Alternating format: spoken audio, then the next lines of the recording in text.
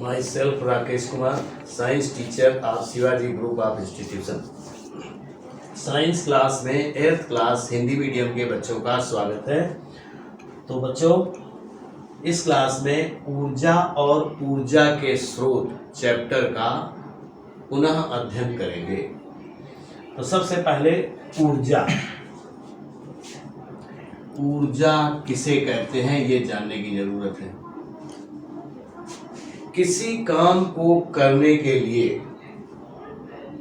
किसी काम को करने की क्षमता को ही ऊर्जा कहते हैं।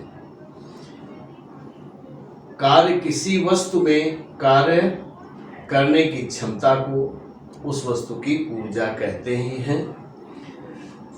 सभी सजीव भोजन से प्राप्त करते हैं ये ऊर्जा, यानी ये ऊर्जा, काम करने की जो ऊर्जा है, ये सभी सजीव भोजन से प्राप्त करते हैं। पौधे सूर्य से ऊर्जा प्राप्त करते हैं। मशीन एवं वाहन आदि विभिन्न प्रकार की ऊर्जा का प्रयोग करते हैं। हमें भोजन, ईंधन के रूप में ऊर्जा प्राप्त होती है। ऊर्जा के स्वरूप, ऊर्जा कई प्रकार से होती है। जैसे नंबर 1, यांत्रिक ऊर्जा। यांत्रिक ऊर्जा, यांत्रिक ऊर्जा जैसे फेंके गए पत्थर। अगर आप पत्थर को ऊपर फेंकते हैं तो फेंके गए पत्थर, चाबी भरी घड़ी की स्प्रिंग, खींचे हुए तार आदि की ऊर्जा यांत्रिक ऊर्जा कहलाती है। एक बार फिर से रिपीट करते हैं, यांत्रिक ऊर्जा किसे कहते हैं ये ध्यान देना है। तो फेंके गए पत्थर, अगर आप पत्थर को ऊपर की ओर फेंकते हैं तो जो उसमें ऊर्जा उत्पन्न होती है वो यांत्रिक ऊर्जा होती है। तो फेंके गए पत्थर, चाबी भरी हुई घड़ी की स्प्रिंग, खींचे हुए तार आदि की ऊर्जा यांत्रिक ऊर्जा कहलाती है। किसी वस्तु की गति के कारण इसमें संचित ऊर्जा को गतिज ऊर्जा कहते हैं। गतिज ऊर्जा और यांत्रिक स्थितिज ऊर्जा। यांत्रिक ऊर्जा के अंतर्गत 2 ऊर्जाएं आएंगी, तो उसमें ध्यान दें थोड़ा सा। इसमें संचित ऊर्जा यानी किसी वस्तु में गति के कारण संचित ऊर्जा को गतिज ऊर्जा कहते हैं, तथा वस्तु की स्थिति के कारण दोनों प्रकार की ऊर्जाएं ही मिलकर यांत्रिक ऊर्जा कहलाती हैं, स्थितिज ऊर्जा और गतिज ऊर्जा। तो इसमें फर्स्ट पार्ट है गतिज ऊर्जा। गतिज ऊर्जा, और नंबर 2 में है स्थितिज ऊर्जा। स्थितिज ऊर्जा, दोनों प्रकार की ऊर्जा यानी गतिज ऊर्जा और प्लस स्थितिज ऊर्जा को ही हम यांत्रिक ऊर्जा कहते हैं। गतिज ऊर्जा, गतिज ऊर्जा, तो गतिज ऊर्जा किसी वस्तु में उस गति के कारण संचित ऊर्जा को हम गतिज ऊर्जा कहते हैं। इसी प्रकार से स्थितिज ऊर्जा, किसी वस्तु में स्थिर अवस्था के कारण उसमें जो उपस्थित ऊर्जा है उसे हम स्थितिज ऊर्जा कहते हैं। दोनों का योग यानी गतिज ऊर्जा प्लस स्थितिज ऊर्जा को ही हम यांत्रिक ऊर्जा कहते हैं। दूसरा नंबर है ऊष्मीय ऊर्जा। नंबर 2, ऊष्मीय ऊर्जा।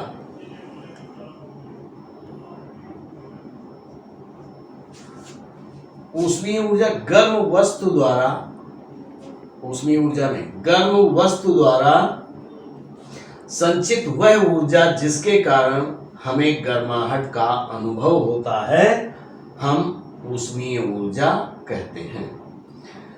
जैसे भाप की ऊर्जा, एक बार फिर कह दूं, गर्म ऊष्मीय ऊर्जा, गर्म वस्तु द्वारा संचित वह ऊर्जा जिसके कारण हमें गर्माहट का अनुभव होता है, ऊष्मीय ऊर्जा कहलाती है, जैसे भाप की ऊर्जा। नंबर 3 प्रकाश ऊर्जा। नंबर 3 है प्रकाश ऊर्जा। प्रकाश ऊर्जा,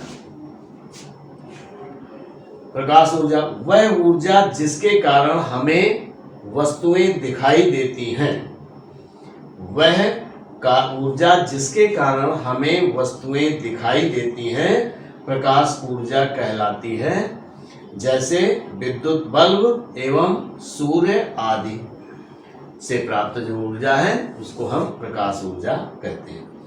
नंबर 4 रासायनिक ऊर्जा। नंबर 4 रासायनिक ऊर्जा। रासायनिक ऊर्जा सभी प्रकार की ऊर्जाओं के बारे में बता रहा हूं। ऊर्जा के स्वरूप कौन कौन से हैं? तो किसी रासायनिक अभिक्रिया में मुक्त होने वाली, फिर से ध्यान दें, रासायनिक ऊर्जा किसी रासायनिक अभिक्रिया में मुक्त होने वाली अथवा ली जाने वाली ऊष्मा या रासायनिक ऊर्जा कहलाती है। किसी रासायनिक अभिक्रिया में उत्पन्न होने वाली ऊर्जा अथवा ली जाने वाली ऊर्जा रासायनिक ऊर्जा कहलाती है, जैसे विभिन्न ईंधनों का जलना। नेक्स्ट नंबर है 5। अगला नंबर 5 नंबर में है विद्युत ऊर्जा। विद्युत धारा द्वारा संचित ऊर्जा को, विद्युत धारा द्वारा विद्युत ऊर्जा, विद्युत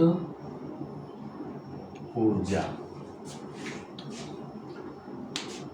विद्युत धारा द्वारा संचालित ऊर्जा को विद्युत ऊर्जा कहते हैं, जैसे विद्युत मोटर द्वारा प्राप्त ऊर्जा।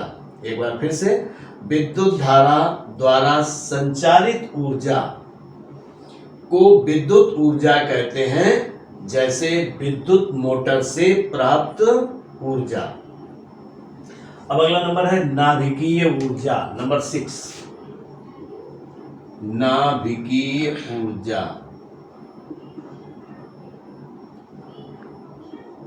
नाभिकीय ऊर्जा, नाभिकीय ऊर्जा किसी नाभिकीय प्रक्रिया में उत्पन्न हुई ऊर्जा, किसी नाभिकीय प्रक्रिया में उत्पन्न हुई ऊर्जा को नाभिकीय ऊर्जा कहते हैं।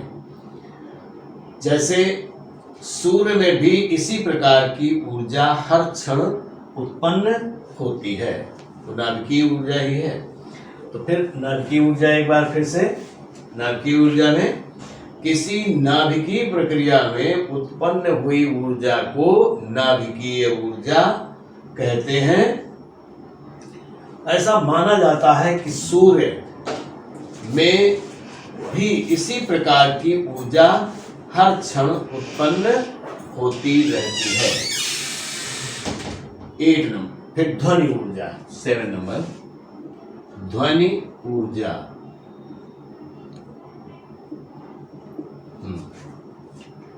ध्वनि ऊर्जा जिस ऊर्जा के कारण हमारे कान को सुनने का आभास होता है। फिर से, ध्वनि ऊर्जा जिस ऊर्जा के कारण हमारे कान को सुनने का आभास होता है, ध्वनि ऊर्जा कहलाती है। जैसे लाउड स्पीकर, जैसे लाउड स्पीकर से उत्पन्न ऊर्जा ध्वनि ऊर्जा कहलाती है। तो एक बार फिर से, ध्वनि ऊर्जा जिस ऊर्जा के कारण हमारे कान को सुनने का आभास होता है उसे हम ध्वनि ऊर्जा कहते हैं, जैसे लाउड स्पीकर से उत्पन्न ध्वनि ऊर्जा आदि। 8 नंबर है, अगला नंबर, अगले नंबर में है सौर ऊर्जा। सौर ऊर्जा प्रकृति में सबसे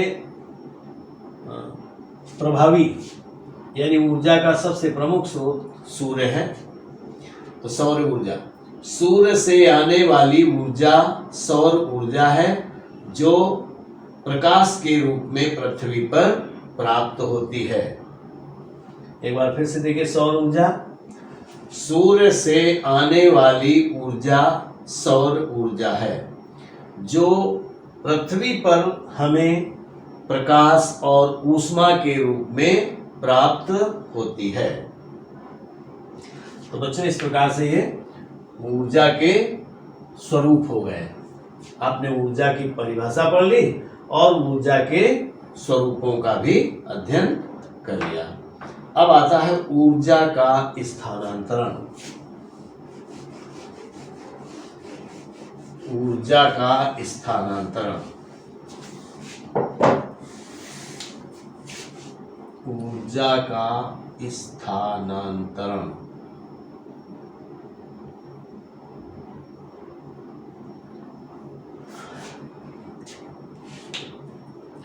जब कोई कारक किसी वस्तु पर कार्य करता है, जब कोई कारक किसी वस्तु पर कार्य करता है तो उसकी ऊर्जा व्यय